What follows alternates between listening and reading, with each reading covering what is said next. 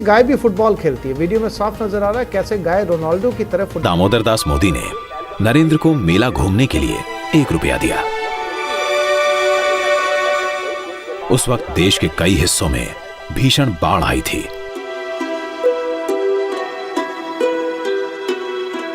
नरेंद्र ने दोस्तों से बात की और सबसे 1-1 रुपया लेकर मेले में चाय का स्टॉल लगा लिया। अपने घर से स्टोव और बर्तन ले आया। चाय बनाना तो वो जानता ही था।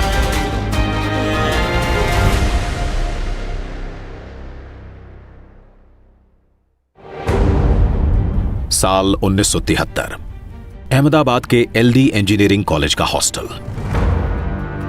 मेस बिल में भारी बढ़ोतरी कर दी गई। छात्रों ने इसके विरोध में हड़ताल कर दी। 23 साल का नरेंद्र भी इस आंदोलन से जुड़ गया। ये चिंगारी गुजरात में महंगाई, बेरोजगारी, कालाबाजारी और भ्रष्टाचार के विरुद्ध ऐतिहासिक नवनिर्माण आंदोलन के रूप में भड़क गई।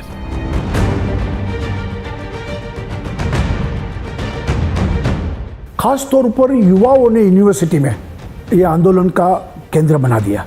उस वक्त स्लोगन था, अगर सच के नाम बगावत है तो समझो हम सब बागी है। जयप्रकाश नारायण जिंदाबाद, संपूर्ण क्रांति जिंदाबाद। नवनिर्माण आंदोलन ने गुजरात में चिमनभाई पटेल की कांग्रेसी सरकार को उखाड़ फेंका। इंदिरा सरकार तक हिल गई।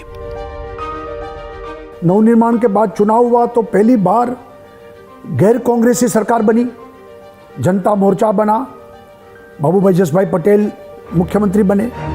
जल्द ही एक और बड़ा राजनीतिक भूकंप आने वाला था। 12 जून 1975, इलाहाबाद हाईकोर्ट के जज जस्टिस जगमोहन लाल सिन्हा ने इंदिरा गांधी के रायबरेली से सांसद के तौर पर हुए चुनाव को रद्द कर दिया। इंदिरा गांधी 1971 में हुए चुनाव में हाईकोर्ट के फैसले को इंदिरा ने सुप्रीम कोर्ट में चुनौती दी। देश की सबसे बड़ी अदालत से भी उन्हें खास राहत नहीं मिली। 25 जून 1975 की रात इंदिरा गांधी ने पूरे देश में इमरजेंसी लगा दी। भाइयों और बहनों, राष्ट्रपति जी ने आपातकाल की घोषणा की है। राष्ट्र की अखंडता के लिए कठोर कार्रवाई करना जरूरी है। कानून प्रिय नागरिकों के अधिकारों पर किसी प्रकार से असर नहीं पड़ेगा और नागरिकों के मौलिक अधिकार छीन लिए गए। प्रेस पर सेंसरशिप लाद दी गई। अखबारों को सरकार के खिलाफ एक भी शब्द लिखने का अधिकार नहीं था। प्रिंटिंग प्रेस था, उसके माध्यम से मीडिया चलता था। तो शाम को आपका जो न्यूज़पेपर बना हो वो पुलिस स्टेशन में दिखाना पड़ता था। उसमें से अगर इंदिरा गांधी के खिलाफ कुछ है तो निकालना पड़ता था, कांग्रेस के खिलाफ कुछ है तो निकालना पड़ता था। विपक्ष के बड़े नेताओं के साथ लाखों की तादाद में आम लोग गिरफ्तार किए गए। 25 जून 1975 का दिन भारत के इतिहास में एक कलंक दिन के रूप में याद किया जाएगा। इमरजेंसी के काले दौर में 25 साल का युवा नरेंद्र भी लोकतंत्र बचाने की लड़ाई में शामिल हुआ। पुलिस नरेंद्र को ढूंढ रही थी, लेकिन कभी साधु तो कभी सरदार बनकर वो लगातार अपना काम करता रहा। हम भावनगर कारागार में थे। मैं साधना साप्ताहिक का संपादक था और सेंसरशिप के खिलाफ लड़ा, इसलिए मैं वो कारागार में था। हम 1 साल रहे। उनको कुछ पूछना था तो वेश बदल कर आ गए वो जेल में। मुझे मिले और भी लोगों को मिले, तो ये उनका साहस का स्वभाव था। नरेंद्र गुजरात ही नहीं, गुजरात के बाहर से आए तमाम नेताओं की भी हर संभव मदद करता रहा।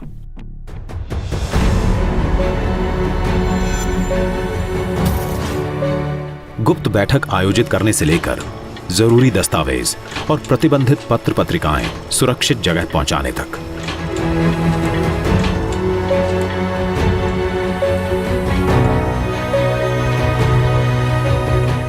जो काम है समाज में जागृति लाने का, यानी कि अलग अलग पत्रिकाएं जो होती थी, जो न्यूज़पेपर में नहीं आते थे सेंसरशिप के नाते, तो वो फैलाना, कई ऑर्गेनाइजेशन की जो गतिविधि चल रही है वो समाज में लाना और विदेश में पहुंचाना, ये सब कार्य करने वाले अंडरग्राउंड वर्कों में नरेंद्र भाई मुख्य थे।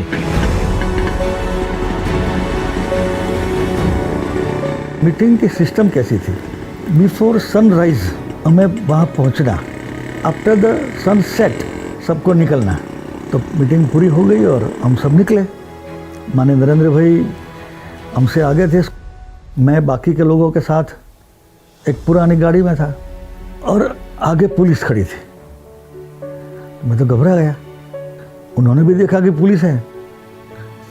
वो तो बड़े चालाक होशियार, उन्होंने राइट सिग्नल दिखाया और फिर लेफ्ट बताया।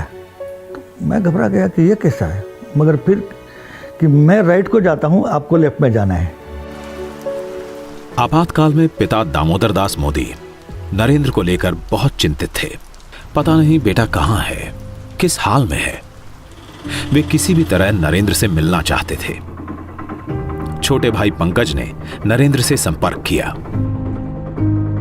नरेंद्र भेष बदलकर छिपते छिपाते अपने मामा के घर अहमदाबाद के दाणी लीमड़ा इलाके पहुंचा, जहां उसने पिता और भाई को बुला लिया था। पिता नरेंद्र की वेशभूषा देखकर दंग रह गए। आपातकाल के खिलाफ लड़ाई में नरेंद्र की भूमिका को जाना तो गर्व की अनुभूति हुई।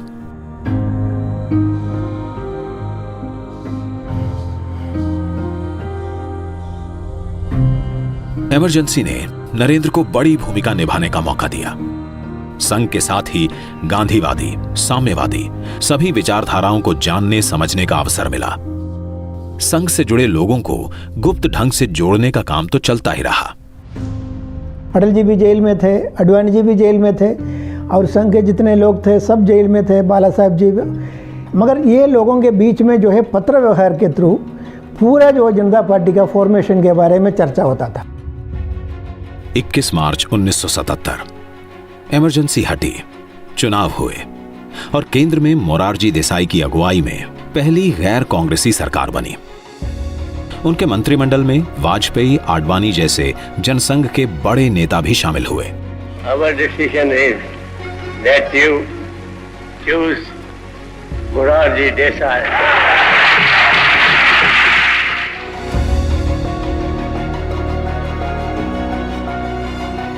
देश में नए राजनीतिक समीकरण बने। नरेंद्र को भी नई जिम्मेदारी मिली।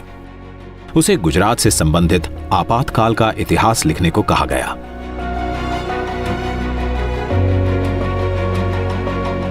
नरेंद्र ने पुस्तक लिखी, संघर्ष मां गुजरात। इमरजेंसी में पूरा कार्य संघर्ष में कैसे चला, इसमें वेश बदल करना, अंडरग्राउंड लोगों को संपर्क रखना, कब कौन कहाँ सत्याग्रह करेगा और जेल में जाएगा, ऐसे अंडरग्राउंड नेताओं की जो बैठक होती थी उनकी भी व्यवस्था करना, ऐसे सब व्यवस्थाओं में नरेंद्र भाई का रोल एक बड़ा था, जो हम संघर्ष में गुजरात को पुस्तक में काफ़ी कुछ पढ़ सकते हैं। 27 साल के नरेंद्र की पुस्तक का लोकार्पण मुख्यमंत्री बाबूभाई जसभाई पटेल ने किया। यह पुस्तक भारतीय लोकतंत्र के सबसे अंधेरे काल का चमकदार दस्तावेज बन गई। पुस्तक इतनी लोकप्रिय हुई कि इसका हिंदी अनुवाद आपातकाल में गुजरात नाम से प्रकाशित हुआ। भूमिकाएं, स्थान बदलते रहे, अविरल। इमरजेंसी के बाद नरेंद्र का दिल्ली आना जाना लगा रहा। संरक्षक की भूमिका निभाते आ रहे वकील साहब नरेंद्र को तराशते रहे। वकील साहब की सलाह मानते हुए मोदी ने दिल्ली यूनिवर्सिटी से 1978 में बीए किया। मोदी जी वकील साहब के मानस पुत्र थे। वकील साहब के स्मरण में ही पूरा संस्कार धाम खड़ा है, जिसे लक्ष्मण ज्ञानपीठ के नाम से हम जानते हैं। 11 अगस्त 1989 दोपहर 3:15 बजे गुजरात के मोरबी में मच्छू नदी पर बना बांध तेज बारिश से टूट गया। कुछ ही देर में बाढ़ के प्रकोप से 15,000 से अधिक लोगों की जान चली गई। शहर शमशान बन गया। लाशों के कारण महामारी फैलने का खतरा बढ़ गया। इस त्रासदी की जानकारी पाते ही मोदी फटाफट मोरबी पहुंचे। संघ के स्वयं सेवकों के साथ मिलकर बाढ़ पीड़ितों की सहायता की। घर घर में जाके उसका कीचड़ कादव निकालना, इतना ही जो मृतदेह उनका अंतिम संस्कार करना। नरेंद्र भाई भी उसमें हमारे वकील साहब की सूचना से तुरंत पहले ही वीक में आ गए। मोरबी के बाढ़ पीड़ितों के लिए राजकोट में राहत शिविर लगाए गए और इन शिविरों में सबका ध्यान रखा गया। यहां मुस्लिम परिवार बड़ी तादाद में थे, जिनके लिए रमजान के महीने में सहरी तक की व्यवस्था की गई। ये सब काम बड़ा कठिन था और उसको फिर से खड़ा करना, ये पूरा मेरे ख्याल से 2-3 महीने तक ये काम चला था और नरेंद्र भाई उसमें निरंतर वहां पर बने रहे थे। मोरबी की घटना के 2 हफ्ते पहले ही मोरारजी देसाई की जगह चौधरी चरण सिंह ने पीएम की कुर्सी संभाली, लेकिन उनकी सरकार भी 6 महीने के अंदर गिर गई। जनता मोर्चा का प्रयोग 3 साल में धराशायी हुआ और जनवरी 1980 में हुए चुनावों में इंदिरा गांधी ने सत्ता में वापसी की। 6 अप्रैल 1980 जनसंघ से जुड़े नेताओं ने भारतीय जनता पार्टी का गठन किया। अटल जी ने घोषणा की, भारतीय जनता पार्टी बनी। पहला अधिवेशन मुंबई में हुआ। अटल जी का वो बहुत बड़ा वाक्य है, अंधेरा छटेगा कमल खिलेगा, और कमल की घोषणा हुई उस वक्त। 1981 में तमिलनाडु के मीनाक्षीपुरम में बड़ी संख्या में दलित परिवारों को इस्लाम में धर्मांतरित किया गया। इस घटना से देश भर में हाहाकार मचा। हिंदू समाज की एकता को सुदृढ़ करने के लिए संघ परिवार तेजी से हरकत में आया। देश भर में एकात्मता यात्रा का सिलसिला शुरू हुआ। देश के करीब 6 करोड़ लोगों से इस दौरान संपर्क किया गया। इस यात्रा के गुजरात में आयोजन का दायित्व संभाला नरेंद्र मोदी ने। मोदी की नेतृत्व क्षमता को नया आयाम मिला। देशनो तमाम नागरिक एक छे। देश के तमाम नागरिक एक है। इस उद्देश्य के साथ गंगा जी और भारत माता, गंगा जी का कुंभ और भारत माता का चित्र लेकर एक साथ 2 रथ देश भर में निकाले गए। मैं मानता हूं कि ये रथ यात्रा किस तरह से निकाली जाए, इसका विचार भी नरेंद्र भाई का ही था। 31 अक्टूबर 1984 को इंदिरा गांधी की हत्या से उपजी सहानुभूति लहर के कारण कांग्रेस को बम्पर जीत हासिल हुई। बीजेपी को सिर्फ 2 सीटें मिली। अगले ही साल गुजरात में विधानसभा के चुनाव हुए। कांग्रेस ने 182 में से 149 सीटें हासिल की। बीजेपी को महज 11 सीटें मिली।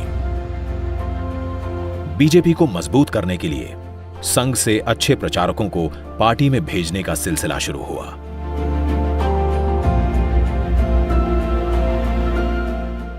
दिसंबर 1986 आरएसएस के तत्कालीन सरसंघ चालक बाला साहब देवरस के निर्देश पर नरेंद्र मोदी भारतीय जनता पार्टी में भेजे गए।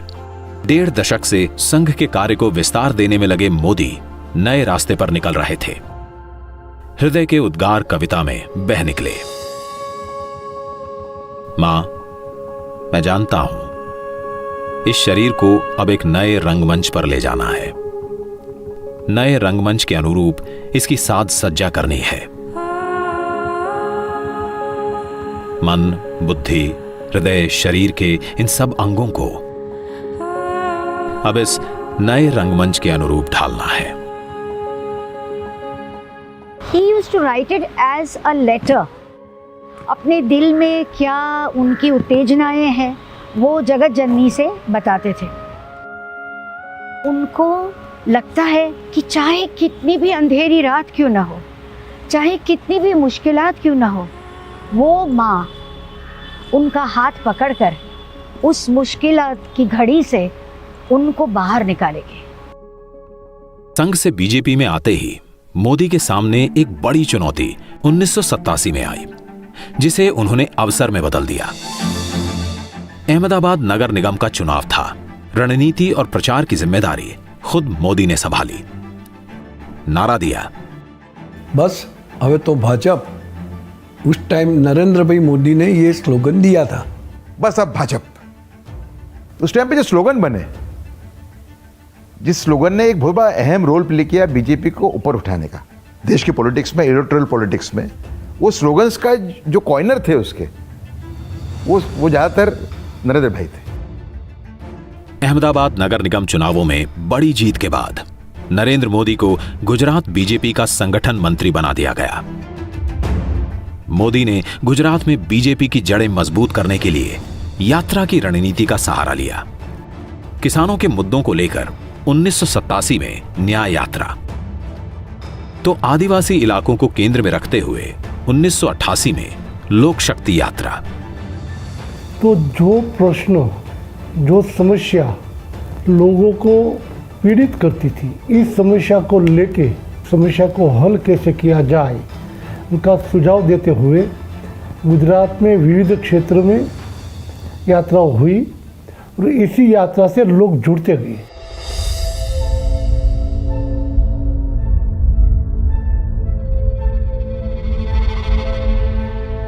उन्नीस में ही मोदी एक और यात्रा पर निकले, भोले भंडारी के दर्शन के लिए कैलाश मानसरोवर यात्रा पर। विदेश विभाग की तरफ से पहली बार कैलाश मानसरोवर यात्रा के लिए यात्रियों का जत्था भेजा जा रहा था। मोदी भी ऐसे ही एक जत्थे में शरीक हुए। यात्रा से वापस लौटे तो सूचना मिली कि पिता दामोदर दास मोदी की तबीयत काफी खराब है। नरेंद्र तुरंत वडनगर पहुंचे। प्राण निकलने से पहले पिता मानो अपने कुमार का ही इंतजार कर रहे थे। बेटे से मुलाकात हुई और दामोदर दास मोदी ने सदा के लिए आंखें मूंद लीं। अगले ही दिन नरेंद्र नए पथ पर निकल पड़े, अविरल।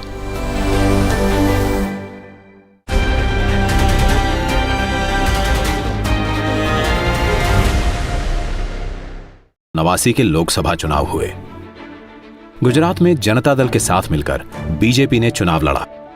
मोदी को अपनी रणनीतिक कुशलता दिखाने का बड़ा मौका मिला। गठबंधन के तहत गुजरात में जिन 12 सीटों पर बीजेपी चुनाव लड़ी, उन सभी सीटों पर बीजेपी की जीत हुई। मोदी का सिक्का और जमा।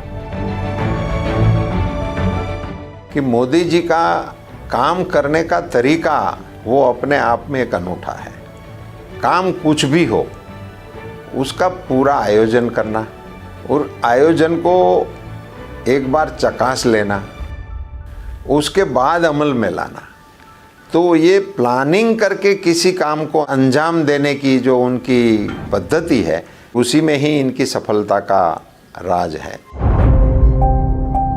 1989 के लोकसभा चुनावों ने बीजेपी को ताकत दी। पार्टी ने सोमनाथ से अयोध्या तक रथ यात्रा का फैसला किया। रथ यात्रा की पूरी प्लानिंग मोदी के जिम्मे रही, जो गुजरात में पहले ही कई सफल यात्राएं आयोजित कर चुके थे। सोमनाथ से अयोध्या की यात्रा बीजेपी के लिए काफी महत्वपूर्ण रहने वाली थी। आजादी के तुरंत बाद सरदार पटेल की प्रेरणा से सोमनाथ मंदिर का पुनर्निर्माण हुआ था। बीजेपी अपनी अगुवाई में भगवान श्री राम की जन्मभूमि अयोध्या में मंदिर निर्माण कराना चाह रही थी। रामलला के जन्म स्थान की उस जगह जहां के प्राचीन मंदिर को बाबर के सेनापति मीर बाकी ने तोड़कर बाबरी मस्जिद बनवा दी थी। रथ यात्रा के जरिए बीजेपी राम मंदिर के लिए जन समर्थन जुटाने की तैयारी कर रही थी। पार्टी का अपना जनाधार बढ़ना स्वाभाविक था।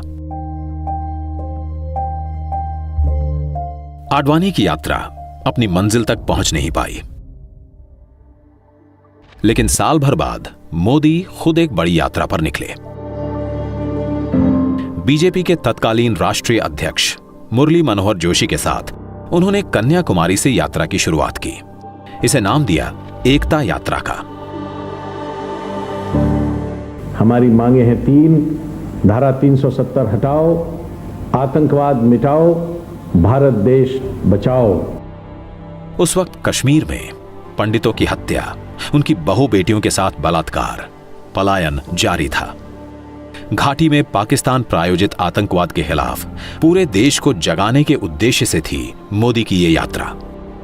जिद ये कि जान रहे या जाए, श्रीनगर के लाल चौक पर तिरंगा फहरा कर रहेंगे। लाल चौक में पोस्टर्स लगाएं, दीवारों पे लिखा है, जिसने अपनी मां का दूध पिया हो वो श्रीनगर के लाल चौक में आए, आकर के भारत का तिरंगा झंडा फहराएं, और अगर वो जिंदा वापस जाएगा तो आतंकवादी से इनाम देंगे।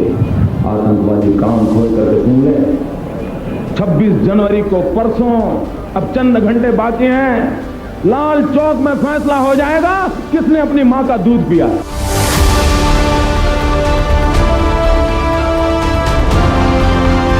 आतंकवादियों की धमकियों के बावजूद 26 जनवरी 1992 को लाल चौक पर तिरंगा फहराया गया। तो माहौल इतना भावुक था देश के लिए, एकता के लिए, कि मरने के लिए हम सब कार्यकर्ता एकदम जुस्सा में था।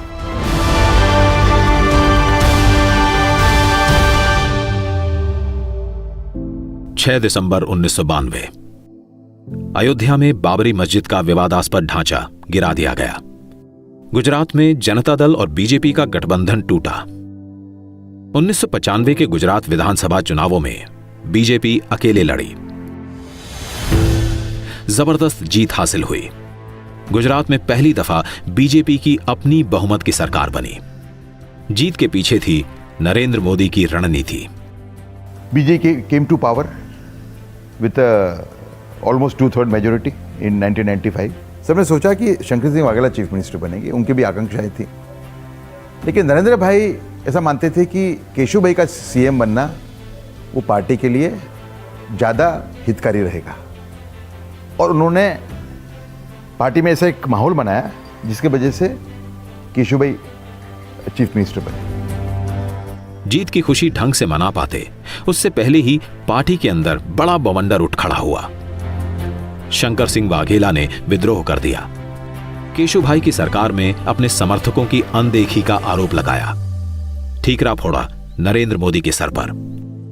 तो बीजेपी के जो एमएलए थे उनमें उन्होंने एक तरीके से एक फूट डालने का प्रयत्न किया। शंकर सिंह वाघेला बड़ा तबका लेके वो चले गए यहां से खजुराहो, और उनके समाधान की बात जब अटल जी और शीर्ष नेतृत्व ने की, तब शंकर सिंह ने शर्त रखी थी कि मोदी जी को गुजरात के बाहर भेजा जाए, तभी हम वापस आके केशुभाई की सरकार को चलाएंगे। तो अटल जी ने ये फॉर्मूला स्वीकार किया, और मोदी जी तो वैसे भारतीय जनता पार्टी के समर्पित कार्यकर्ता थे ही, पार्टी जो फैसला करे उनको स्वीकार करते थे। तो इसी फैसले में उनको गुजरात छोड़ने का तय हुआ। नरेंद्र मोदी इस पूरे घटनाक्रम से आहत हुए, लेकिन पार्टी के हित में गुजरात छोड़ना स्वीकार किया। 28 सितंबर 1995 को गुजरात के संगठन महामंत्री का पद त्याग दिया। क्या हार में, क्या जीत में, किंचित नहीं भयभीत में, कर्तव्य पथ पर जो मिले यह भी सही वह भी सही।